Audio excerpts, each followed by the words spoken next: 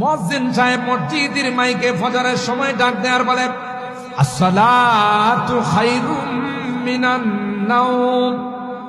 হে ভাই, আর ঘুমিও না, এখন তুমি ঘুম থেকে সজাগ হয়ে যাও, নামাজ পড়ো রে, তোমার ঘুমের চাইতে নামাজ অনেক উত্তম। আমরা কি মুয়াজ্জিনের ডাকে ঘুম থেকে উঠি?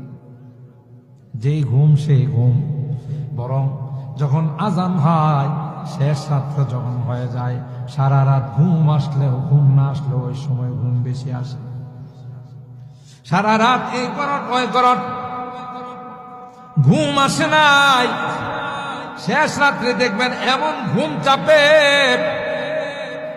যে ঘুম কেউ ভাঙতে পারে না। কারণ হাদিসে কয়, যখন রাত্র শেষ হয়ে যায়, ফজরের টাইম হয়,